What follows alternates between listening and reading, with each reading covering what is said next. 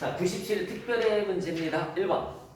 다음 중 회계 기본 가정에 대한 설명이다. 틀린 것을 물었습니다. 계속기업의 가정이란 기업 실체는 그 목적과 의무를 이행하기에 충분할 정도로 장기간 존속한다고 가정하는 것. 밑줄 쳐놓으세요. 장기간 존속한다고 가정하는 것. 이걸 계속기업의 가정 이런 말 쓰는 거고요. 기관별 부부의 가정이란 기업 실체의 존속 기간을 일정한 기간 단위로 분할하여 밑줄 쳐놓으세요. 일정한 기간 단위로 분할하여 밑줄 치시고 각 기관별 재무제표를 작성하는 것을 말하고요. 기업 실체의 가정이 도입되는 근본적 이유는 소유주가 투자의 결과로서 당의 기업 실체에 대해서 갖고 있는 청구권의 크기와 그 변동을 적절히 측정하기 위함이며 소유주와 별도의 회계 단위로서 밑줄 쳐주세요. 소유주와 별도의 회계 단위. 이걸 기업 실체의 가정이라고 하는 겁니다. 4번. 발생주의는 발생 기준에 따라 수익과 비용을 인식하는 것이다. 맞아요. 재무상태표나 손익계산서, 자본변동표, 현금흐름표 모두 발생 기준에 따라 작성한다. 현금흐름표만 현금주의예요. 현금흐름표는 현금주의를 작성을 합니다. 다시 한번 말씀드릴게요. 현금흐름표는 현금주의야. 2번. 자, 다음 중 재고자산 평가 방법에 대한 설명이다. 가장 옳지 않은 것을 물었습니다. 개별법은 실제 물량 흐름과 원가 흐름을 일치시키는 평가 방법이다. 맞아요. 선의선출법을 적용 시 기말재고는 옛날 거보다 팔아치우는 거지. 선의선출법이 옛날 거보다 팔아치우니까 기말재고 남아있는 건 가장 최근에 게 남아있겠죠. 그쵸? 동그라미 2번 맞습니다. 물가상승 시 선의선출법을 적용하면 평균법에 비해서 일반적으로 매출 총이익이 작게 계산된다. 여러분, 물가상승 시 선의선출법을 적용하면 이익이 크게 나오는 거지. 그치? 다시 한번 얘기해 줄게요. 물가상승 시 선의선출법을 적용하면 이익이 크게 나옵니다. 3번은 틀렸네요. 평균법은 기초재고자산과 단기에 매입한 상품으로 평균 단위당 원가를 구하여 기말재고자산과 매출원가를 계산하는 것이다. 맞습니다. 3번 문제를 보겠습니다. 주식회사 3원상에는 11월 1일 단기 시세 차익을 목적으로 상장 주식 1000주를 5만원에 취득하고 취득수수료 200만원을 포함해서 5200만원 현금 결제하였다까지 끊어서 분기 한번 해볼까? 단기 시세 차익 목적이니까 단기 매매 증권이잖아. 그치? 차번에 단기 매매 증권 그냥 말로 다 해줄게요. 차번에 단기 매매 증권 5천만원 쓰자.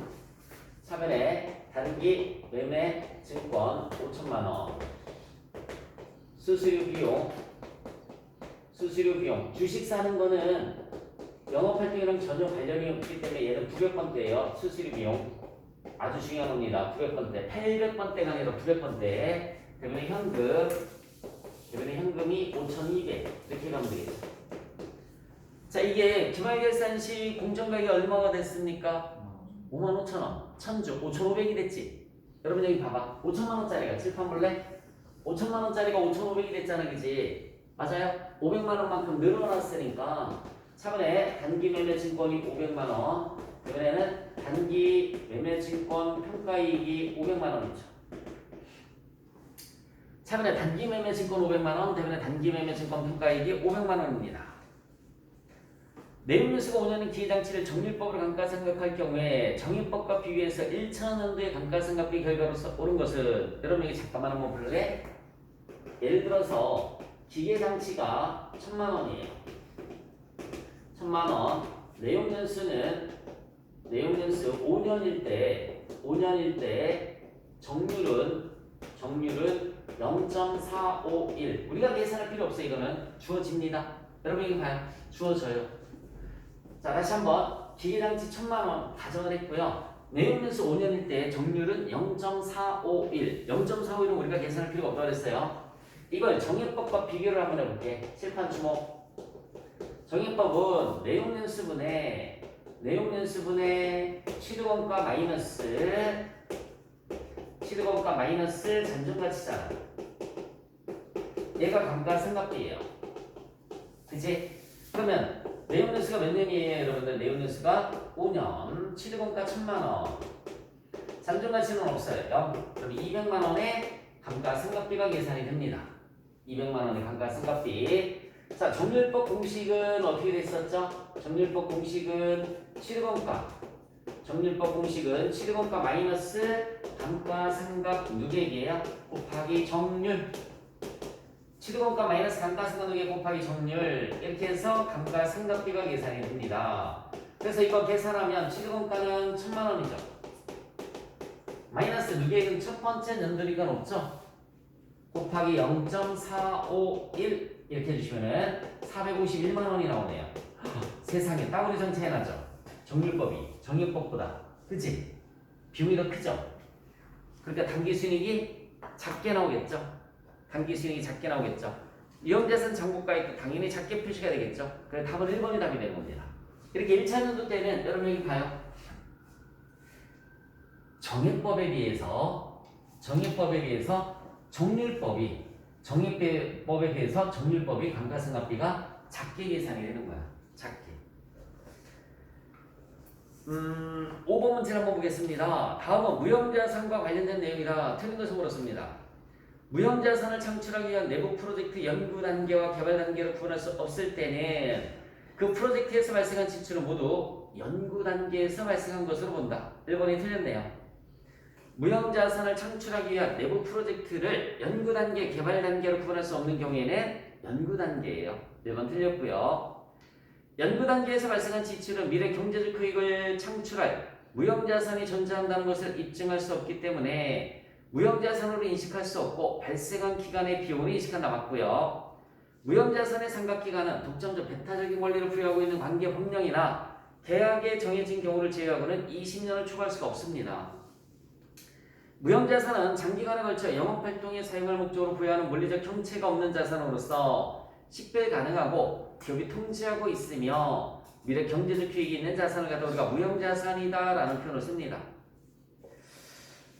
자, 6번 문제를 한번 볼까요? 21년 10월 31일 자, 미국의 상품 1000달러를 외상으로 수출하였으며 1월 25일에 보통예금으로 받았습니다. 여러분 일자별 회계 처리로 오른 것을 얻었어요. 작년 12월 31일에는 잘 봐요.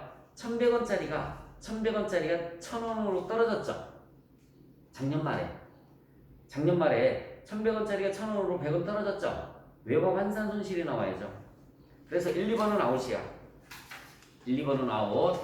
자, 이제 돈 받는 거 분개 한번 해볼까요? 돈 받는 거 외화 환산 손실이 나와야 된다고 했어요. 정확한 분개 해드릴게. 그래.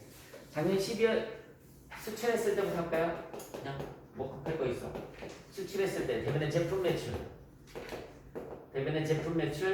차변의 외상 매출금, 1000달러, 1100원 곱하기 1100원. 그래서 얼마죠? 110만원? 그지? 110만원. 얘가 12월 31일에 1000원으로 100원만큼 줄어들었지, 그치?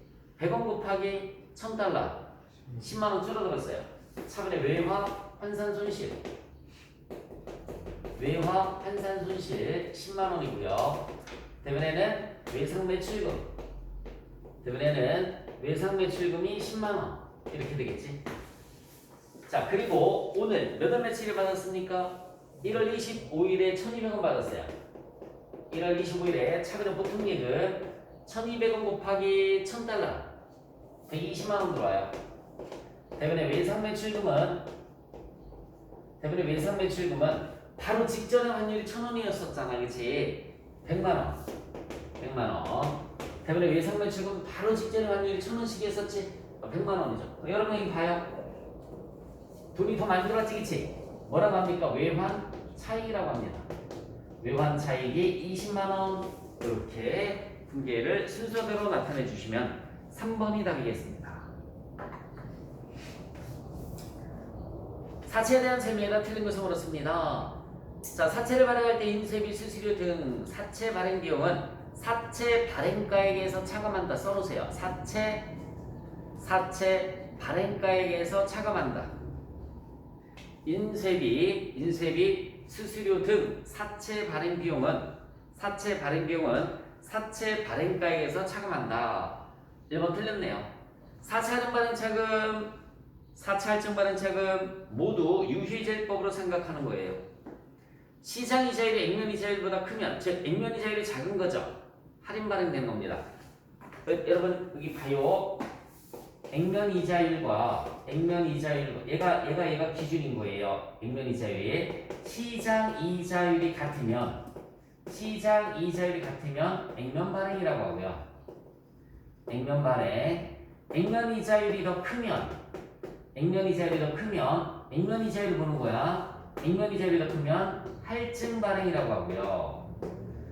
액면 이자율이 작아요. 그러면 할인 발행이다라는 거 쓰는 겁니다. 할인 발행. 액면값부터 따지세요. 액면 이자율과 시장율이 같으면 액면 발행. 액면 이자율이 크면 할증 발행. 액면 이자율이 작으면 할인 발행. 8번. 위탁 매출 수익 인식 시점은 수탁자가 팔았을 때죠. 답은 3번. 수탁자가 위탁품을 판매했을 때입니다. 3번이 답이 되겠죠. 9번. 의사결정과 관련된 원가 분류에 해당하지 않는 것을 물었습니다. 매물원가, 기회원가, 관련원가 다 의사결정과 관련되어 있는 건데 변동비는 관련이 없습니다. 10번. 제품 제조가를 계산하면 얼마인가? T자 계정 그려볼까요? 제공품 계정. 이렇게 제공품 계정을 그려서 기초 제공품,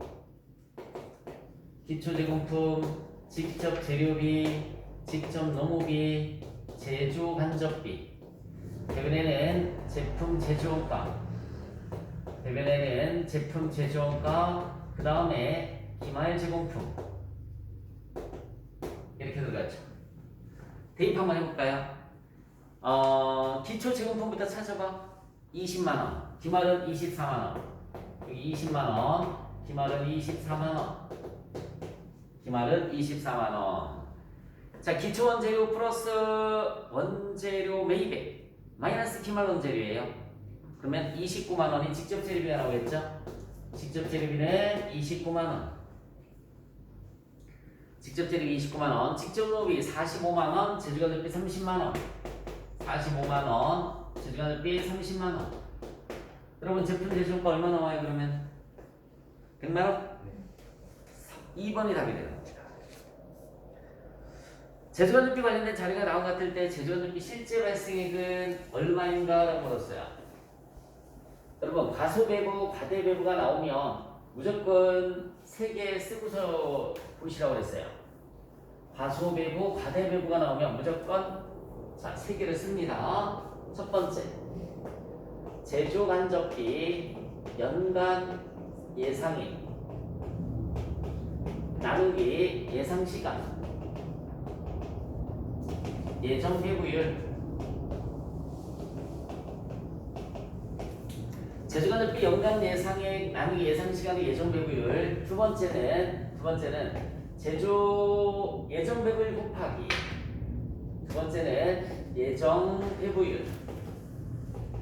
예정배부율 곱하기 실제 시간은 예정배부액. 예정배부율 곱하기 실제 시간은 예정배부액. 세 번째는 예정배부액이 실제 발생액보다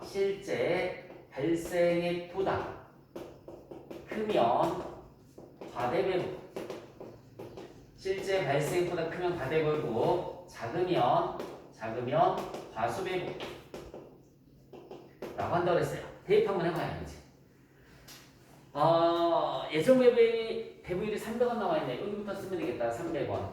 예정배부율 300원 곱하기 제조 지시서의 기계 작업 시간이 4만 시간 나와있죠? 4만 시간. 예정배부액이 나옵니다. 3, 4, 12, 1200만원. 예정배부액이 1200만원이에요. 예정배부액이 1200만원. 과소배부가 25만원 나와있네요. 잠깐만 볼까? 과소배부가 25만 원 나와 있어요. 그 예정 배부액이 실제 발생액보다 작다는 얘기지, 그치? 얼마만큼? 25만 원만큼. 그럼 실제 발생액은 얼마가 되는 거예요? 1225만 원이 되는 거죠. 답은 3번입니다. 1225만 원. 12번. 다음 자료를 활용해서 평균법에 의한 재료비의 완성품 환산량을 계산하면 얼마인가? 라고 물었어요. 평균법에 의한 재료비의 완성품 환산량을 계산을 해라. 평균법은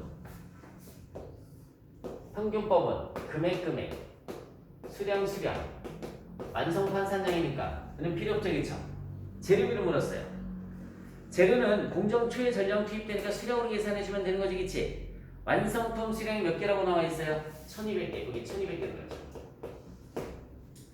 완성품 수량이 1200개 들어가고요. 기말제공품 수량이 몇 개라고 나와 있습니까? 200개 나와 있죠? 기말제공품 수량은 200개.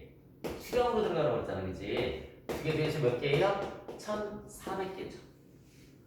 두 개 더해서 1400개. 13번. 만약에 시험문제 가공비를 물었으면 여러분 시험문제 가공비를 물었으면은 1200개는 똑같지? 얘가 환산량으로 들어가면 되는 거지. 200개 완성도는 40%니까 80개. 그럼 가공비는 1280개. 그죠? 이렇게. 과세기간에 대한 설명이다. 가장 옳지 않은 것을 물었어요. 간이과세자는 여러분 부가가치세법상 과세기간은